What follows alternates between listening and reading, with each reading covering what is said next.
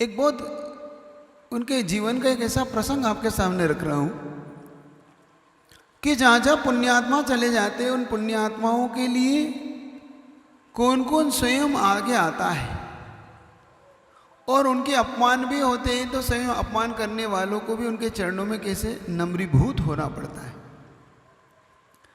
घटना राम के जीवन की कि राम वहां से आगे जाके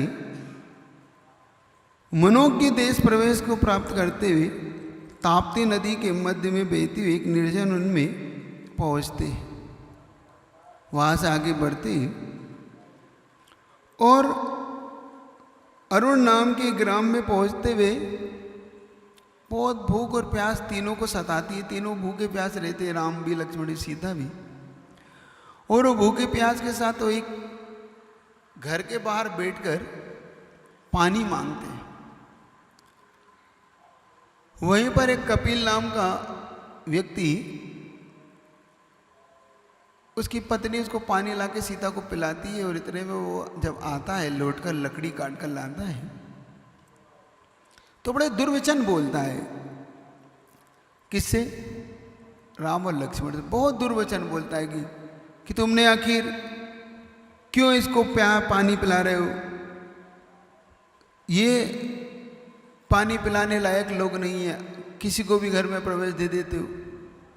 और उस क्षण जब दुर्वचन बोलते हैं तो लक्ष्मण को इतना गुस्सा आता है कि लक्ष्मण उठा के उसे हाथ से घुमाने के लिए तैयार हो जाता है, उसको उठा के पटकने के लिए। जब उठा लेता है तो राम आज्ञा देते कि नहीं, लक्ष्मण गुस्सा करने की आवश्यकता नहीं है। उस क्षण का पल देखना कि इस क्षण के बाद क्या होता है, और बहुत सारी बातें। और वहाँ के नगर के लोग इस बात को जब कहते हैं कि तुम बाहर से आए लोग के साथ दुर्व्यवहार क्यों कर रहे हो, तो कहते हैं कि तुम अपना काम करो, हमारे बीच में मत बोलो। वो कपिल नाम का जो श्रावक है वो कह रहा है इसमें। लेकिन जब राम इस बात को सुनते हैं तो कहते कि देखो, ऐसे दुष्टों के साथ रहने से तो मैं वन में प्रवेश करना उचित समझता हूँ, लेकिन दुष्टों के पास स्वर्ण भी मिले, भोजन भी मिले, तो मुझे वो नहीं चाहिए। और राम लक्ष्मण को संकेत करके आगे बढ़ जाते हैं कि हमें यहाँ इस नगर में अब नहीं रहना।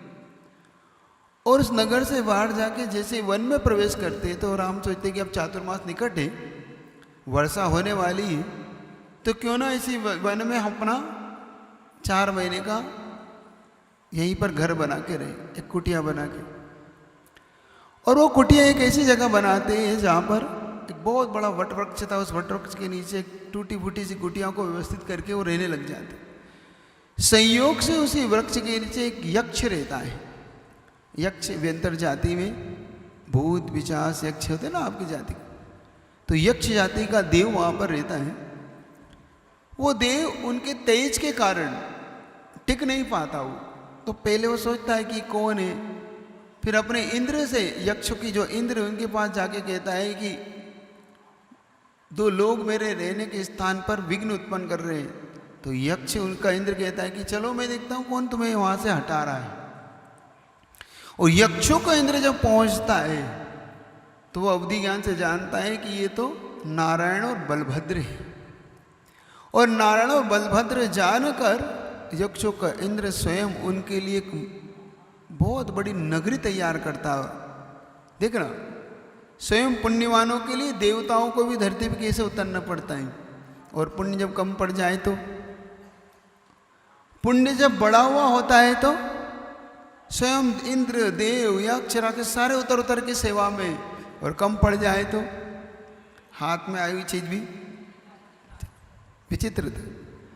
कभी कभी मन में जिज्ञासा उठती है कि जिनकी सेवाओं में देवता लोग रहते हैं उनकी पत्नी को हरण कैसे हो गया, है ना। विचारता आता है ना कि स्वयं देवता लोग जिनके लिए महल इंद्र बना रहे हैं, बड़े बड़े कुटिया बना रहे हैं, महल बना रहे हैं, नगर बसा रहे हैं, वही जब वन में होते हैं तो उन्हीं के जीवन में इतने बड़े संकट आते क्यों हैं।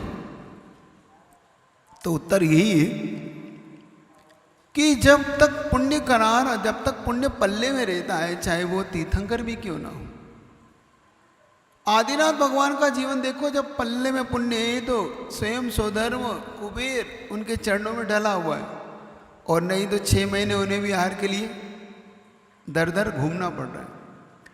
पार्श्वनाथ भगवान जिनके पंच कल्याणक मनाने के लिए स्वधर्म इनकी पूरी देवों का स्वयं किंकर के बात ही, और जो उपसर्ग हुआ तो 7 दिन के लिए कोई भी, तो ये कहलाता है जब तीर्थंकर के भी पुण्य कम पड़ जाते हैं। वैसे तीर्थंकर प्रकृति इतनी पुण्यवान होती कि वह पुण्य कम नहीं पड़ता, लेकिन पूर्व का पाप जब भारी हो जाता है या पूर्व का कोई ऐसा अवसर आ जाता है तो उस क्षण लगता है कि आखिर इनका जीवन इतना प्रभावित क्यों है। ऐसे ही कभी अपने जीवन में आता है तो थोड़ा सा हमें भी धैर्य की आवश्यकता होना चाहिए कि हमारे जीवन में भी ऐसे जब समय आए तो समयों में ये घटनाएं हमारे काम अवश्य आती। तब हमें जीवन में ये विचार आता है कि महापुरुषों के साथ जब ये घट सकता है तो हमारे साथ तो, और जितना बड़े लोग होते हैं मैंने देखा उतने बड़े कष्ट होते हैं। बड़े लोगों के जीवन में बड़े कष्ट होते हैं। इतने कष्ट तो आज तुम्हारे जीवन में हो नहीं सकते। तुम्हारे जीवन में ऐसा नहीं हो कि तुम्हें कहीं भरघोर जंगल में छोड़ दिया जाए। कैसा कष्ट हो सकता है कि पिता की आज्ञा से तुम्हें वनवास जाना पड़े। आज हो सकता है कि पिता की आज्ञा लेके तुम्हें वनवासों के लिए घूमना पड़े, जंगल जंगल भटकना पड़े, दर दर, नहीं ना, इतना कष्ट नहीं हो सकता। इतना कष्ट भी तुम्हारे जीवन में नहीं हो सकता कि तुम्हारे ऊपर कोई अग्नि जलती हुई सीढ़ी रख दे, है ना, नहीं है ना। मतलब आज वो कष्ट नहीं है, फिर भी हम उससे ज़्यादा अंदर पीड़ित होते हैं। तो तब आश्चर्य होता है कि ना उतना कष्ट है ना उतनी पीड़ा है, फिर भी हम ज़्यादा इतने डिप्रेशन में क्यों हैं, हम ज़्यादा इतने पर की ओर। तब समझ में आता है कि कहीं हमारी भूल ज़्यादा है।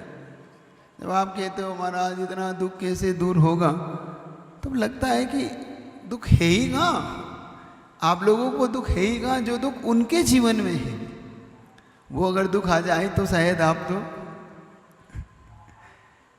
शायद आत्महत्या कर लो। छोटा सा दुख आता है तो आदमी आत्महत्या करने का मन बना लेता है कि इससे तो मरण अच्छा है ना। वो ये मन बना लेता है कि इससे तो मृत्यु अच्छी है, मृत्यु की गोद में जाना अच्छा है, ये व्यक्ति विचार बनाता है।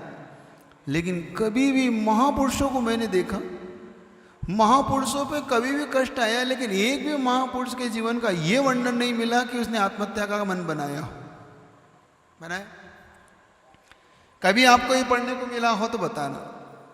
किसी भी महापुरुष ने ये मन बनाया हो कि मैं मरण को प्राप्त हो जाऊं, मैं जहर खा लूं, मैं फांसी लगा लूं।